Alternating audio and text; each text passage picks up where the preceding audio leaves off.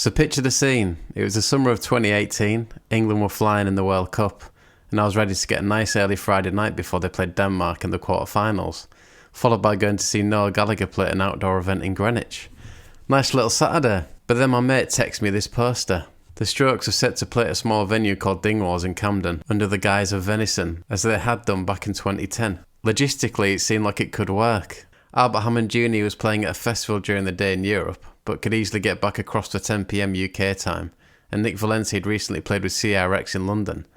Despite being unsure on the rest of the band's whereabouts, there seemed enough to go on. So obviously my plans changed. I was up in the early hours of Saturday morning and managed to get to the venue for around 5:30. When I arrived, there was only one other person there, a bloke called Mark, who I've never seen again or spoken with since, but he became like a brother for the rollercoaster of emotions we were about to go through. As the queue started to build, we were moved inside the venue, and it felt like we were getting closer to something happening. A fella called Roy actually captured all this on his podcast, Saddest Night Out, which I'll put a link to in the bio, and he spoke to us at the front of the queue.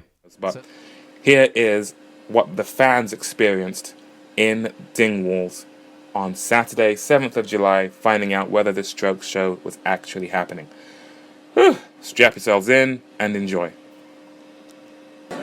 Oh, okay, now we're recording. If anyone doesn't want to be on it, of course, just kind of shake your head now, move on. I'm at the front of the queue for the Venison show, and I'm here with the people who got here the earliest. What time did you guys get here?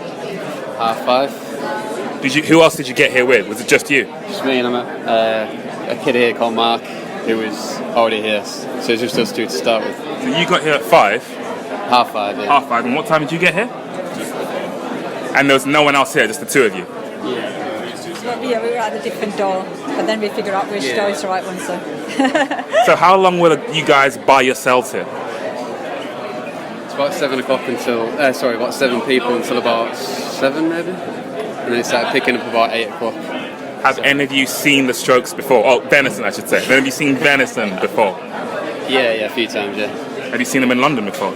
Saw them at Hyde Park when they played Hyde Park. Yeah. Anyone else seen them before? Yeah, Hyde Park as well, yeah. So did you all find out about this from the tweet last night?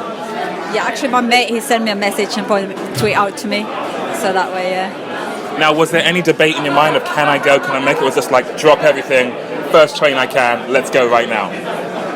But we were thinking, should we get there like for midnight in case there's loads of people, but good job we didn't, because 5:30 was enough. Did you guys have to travel far to get here? No, just from East London, so it wasn't too bad. East London? Yeah. Still? So, Central Line? Oh, because Central Line is on 24 hours. Got a bus? It took about an hour. Have you ever been this early for another band at another show? I wouldn't do this for any other band. No, I don't think so. Have any friends asked you to buy tickets for them? Yeah. Between us, how many are you looking to buy? Well, however much the maximum is. The max. Well, yeah. See, that's what I was afraid of, because I reckon, at a loose count, I think I'm maybe number 200 and maybe 130 at a rough guess. So I think I have a shot. But if everyone is going to buy loads of tickets... Well, my friends wouldn't forgive me if I didn't get them. Are they definitely coming then? Yeah. Have you seen them with the Strokes before? Pardon? Have you seen the Strokes with them before? A couple of them, yeah. I mean, if they've seen the Strokes already... Never seen Venison, man. So at that point, we were quietly confident of getting tickets to see the Strokes in one of the most intimate venues possible. However, things started to change quickly at that point.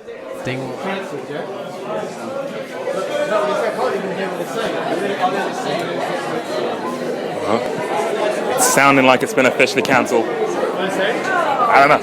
All I'm hearing is hearsay from the rest of the crowd. What did they say? Pass the message back! What did they say? They said they weren't coming. They're supposed to play, but they've cancelled. But I don't think we're not leaving yet. So the people from the venue are saying it was meant to happen, but now it's being cancelled. Lou, number one fan, how are you feeling about that? I'm absolutely gutted. Why did they let us in the venue? Emotions are running high. Dingwalls are now sending out tweets saying the gig wasn't happening and that people should go home. But being hopeless optimists at that point, we assumed that this was to stop people joining the queue. But unfortunately, we were wrong. At this point, someone stepped up to get an official line on what was happening. After speaking with management, he was then able to put us out of our misery. Wait.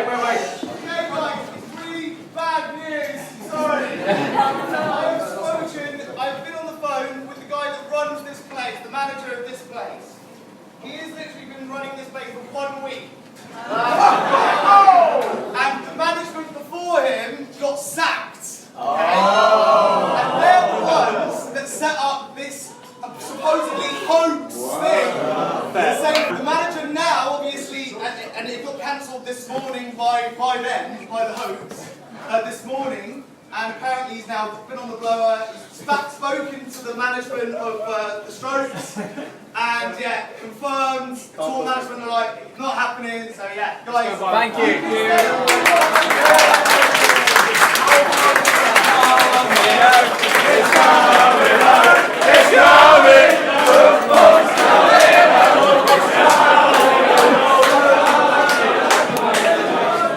Something very English about breaking into football's coming home after being dealt a blow about the gig.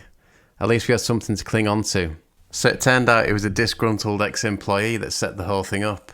This was later confirmed in an article from an insider saying, they forgot to take them off social feeds, so like Facebook, Twitter and Instagram, the insider explained.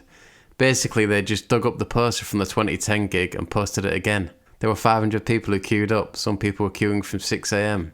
Well, 5:30 in my case, but never mind. At this point we reluctantly called it a day and pulled ourselves away from the queue.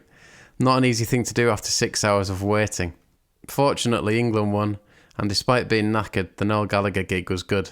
Side note, I'd probably never pay to watch him again, fairly boring and clearly resents his fans. Anyway, Roy from the podcast stayed on at Dingwalls and managed to grab some words from the recently installed manager. Here's the clip. Are you the manager then? Yeah. So it's definitely not happening. You're not waiting to see who the most hardcore fans and go, surprise, it is happening. No, it's not. Here are the Strokes. Yeah, Saturday morning. What a stressful morning for you. I appreciate you eventually coming down and just saying, look, it really is a hoax. Taking a lot of guts. Yeah, because you. I call my best friend, bless him, he's losing his father for cancer. Oh no. Yeah, I call him. I said, I'm really sorry. I know that's not your best time. And he said, like, are you okay? I said, no, because usually I'm quite strong, but I don't know how to tell 300 people downstairs that all this is a joke. And he said, what? I said, yeah. I said, just act casual. I said, all right. To add insult to injury, Albert Hammond Jr. commented on the hoax a couple of months later, saying, well, it didn't confuse me because I'm in the band. I felt people were not really being as smart as they could because everyone has social media now, and it was very easy to see that I was on tour and there wasn't going to be a show. He continued, but I didn't feel a need to respond. It felt more exciting to be its own story. I remember reading tweets and someone said, my daughter went and took the train. I didn't respond. If I was a teenager and I did that, it would feel like a fun journey, a part of life. It wasn't like I set it up. It was just funny, and I see that a lot. There's a lot of technology, but no one wants to use it to find out where we are. Not sure I'd agree that it was funny, Albert, but fair enough. But I will say, if I hadn't have been involved in this, then I probably would have found it a bit funny. But ultimately, it cost people a lot of time and probably a lot of money for some people. So could Albert or one of the band tweeted early to say it definitely wasn't happening? Either way, it's an anecdote to tell years down the line. He is right in the sense it was a memorable experience, and I did meet some great like-minded people. And I'd be fascinated to know if anyone watching this was in the queue, and if they managed to see the Strokes at the Roundhouse a couple of years later. Were you there? Let me know in the comments.